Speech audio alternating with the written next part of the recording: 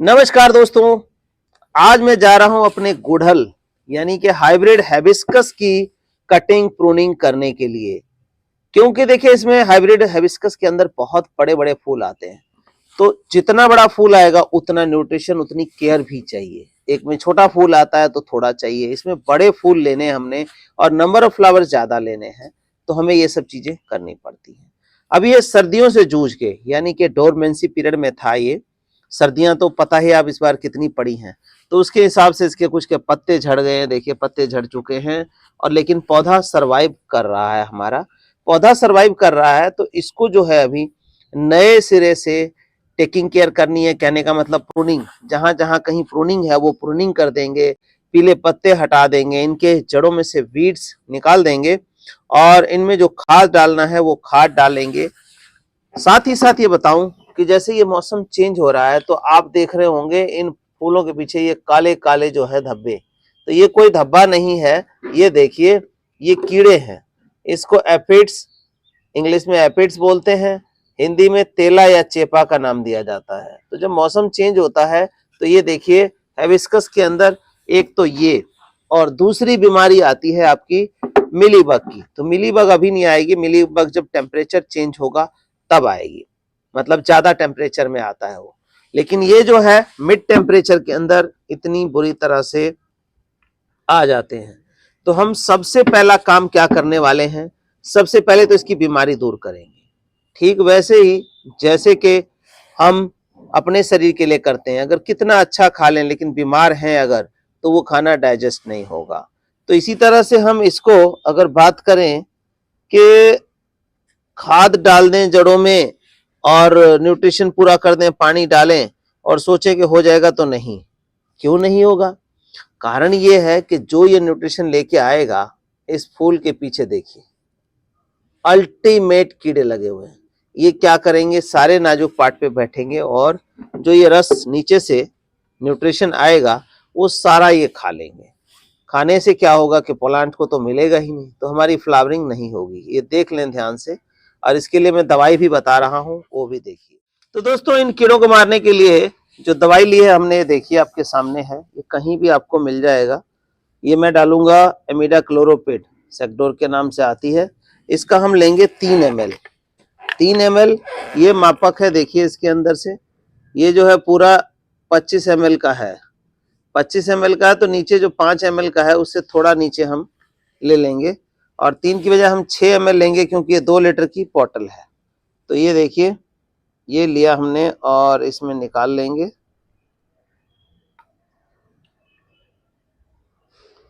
इस तरह से देख लेंगे माप के, क्योंकि कभी भी दवाई अंदाजे से नहीं डालनी चाहिए। हम 5 ml इसमें और थोड़ा सा ऊपर ले लेंगे तो 6 ml दवाई ये आ गई। ये देखिए 6 ml दवाई हमारी इस पानी में हमने डाल दी।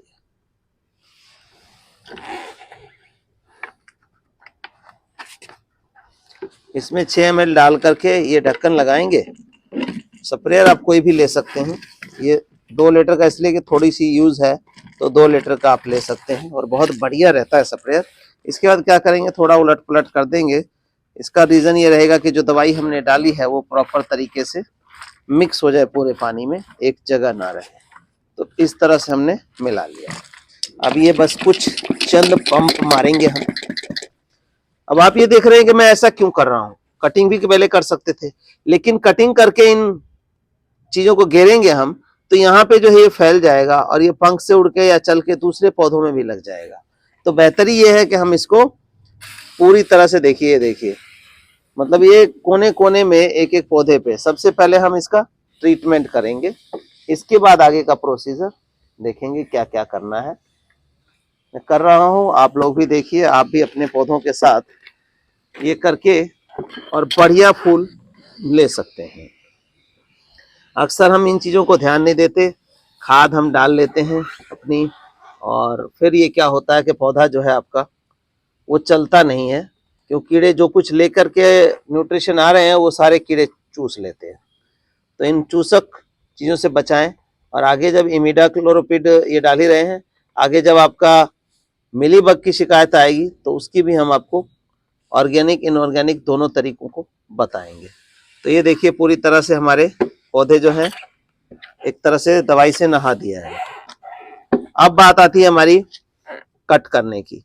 तो क्या करेंगे, हम थोड़ी देर इसको छोड़ देते हैं ताकि जहां दवाई पड़ी है कीड़े जो है वो सुप्त अवस्था में आ जाए। लेकिन कुछ पौधे ऐसे हैं जिनकी हम कटिंग या प्रूनिंग कर लेते हैं। तो कटिंग प्रूनिंग कौन से पार्ट की करनी है, ये वाला पौधा हम जैसे लेते हैं तो इसको क्या करना, ऊपर के ब्रांचेस को तो बाद में कट करेंगे। सबसे पहले जो हमारे जमीन से लगते हैं यानी कि गमले की जड़ से लगते हैं, इनको हमने ऐसे कट कर देना है। इनको कट करने का एक रीजन रहता है, इसको कहते हैं सकर्स। अगर हम यहाँ वाली ब्रांचेस को छोड़ दें तो क्या होगा कि सारा जो न्यूट्रिशन है वो यहीं यूज हो जाएगा, ऊपर की ब्रांचेस तक पहुंचता नहीं है फिर। तो इनको हम सकर्स को नीचे काट दें। दूसरा बेनिफिट ये रहता है इसका काटने का कि नीचे के जो काट देंगे तो ये हवा जो है क्रॉसिंग होगी, हवा नीचे से क्रॉस होगी तो उसमें पौधे में कीड़े नहीं लगेंगे, पौधा आपका स्वस्थ रहेगा। अब इसके बीच में से जो पत्ते वत्ते झड़े थे वो निकाल दिया हमने, और ये जो पत्ते पीले हैं इन पत्तों को भी निकाल देते हैं। एक तरह से इसकी पूरी क्लीनिंग हो गई। ये देखिए, इसमें से अब हमें देखना है कि ऊपर की कौन सी ब्रांचेस कट करनी है। अभी एक आध कली आ रही है तो इस कली के चक्कर में ना पड़े। चाहे तो इस ब्रांच को देखिए, जैसे यहाँ आ रहा है, ये सारे नोड्स हैं तो आप इसको कट कर सकते हैं। ये फूट जाएंगे तो आप इसको कट कर सकते हैं। ये ज्यादा ऊंचा चला गया है, आप इसको कट कर सकते हैं। इसके अंदर नोड्स जो हैं वहां से नए पौधे, नई ब्रांचेस निकल आएंगी। तो इस तरह से जैसे ये डेड सा दिख रहा है तो इसको हम कट कर देंगे। तो इस तरह से देख करके कट आपने करना है कि कौन सी ब्रांचेस को हमें कट करना है। थोड़ा बहुत आगे पीछे हुई होगा तो कोई दिक्कत नहीं है। अब हमने दवाई छिड़क दी, कटिंग कर दी, कटिंग कर दी। इसके बाद हमें क्या करना है, अब इसकी जड़ों को खोदना है।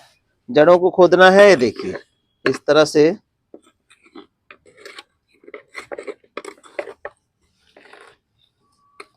अब आप इसमें देख रहे हैं कि मिट्टी जो है वो ज्यादा गीली नजर आ रही है, और कुछ जड़ें जो है देखिए ये जड़ें हैं, ठीक है। कुछ रूट्स को प्रून करना है तो हमें रूट्स को भी काटना पड़ेगा जहां ज्यादा हो। अब मिट्टी जहां पे ज्यादा गीली नजर आ रही है उसमें हम खाद अभी नहीं डालेंगे। क्यों नहीं डालेंगे? क्योंकि जो इसके अंदर बैक्टीरिया फंगस वगैरह है वो थोड़ा सा हम इसको निकलने दें। तो उसको निकलने के लिए क्या करना है, आपको ये मिट्टी खोद के अलग कर लेनी है। तो इस मिट्टी को जो हमने खोदी है इसको निकाल के अलग कर लेंगे, देखिए, ताकि इसकी रूट्स को अब क्या करना है, धूप लगाना है। यानी इसकी जड़ों में धूप लगा देंगे तो बैक्टीरिया फंगस जो है वो खत्म हो जाएगा। अब इसको धूप कितना लगाना है, धूप अगर अच्छी खासी है तो 1 दिन की भी लगा सकते हैं, थोड़ा सा जैसे माइल्ड है तो 2 दिन के लिए। 2 दिन के लिए हमने इसको छोड़ दिया, जहाँ भाई धूप में आराम कर। अब हम दूसरा गमला लेते हैं जिसमें अगर मिट्टी सूखी होगी तभी हम खाद डालेंगे। तो ये दूसरा गमला हमने लिया और इसकी मिट्टी लगभग जो है ठीक है। तो इसको देखिए कैसे करना है, हमने इस मिट्टी को यहां से भी निकाल लेना है। और मिट्टी कितनी निकालनी है ये भी ध्यान रखिए। आपने देखना है कि रूट आनी चाहिए, कहने का मतलब रूट दिखनी चाहिए, वहां तक की मिट्टी हम निकाल लेंगे। तो यहाँ तक की मिट्टी निकालने के लिए देखिए अभी रूट नजर नहीं आ रहा है हमें, तो हम ये ऐसे खोद लेंगे, खुरपा बारीक लें।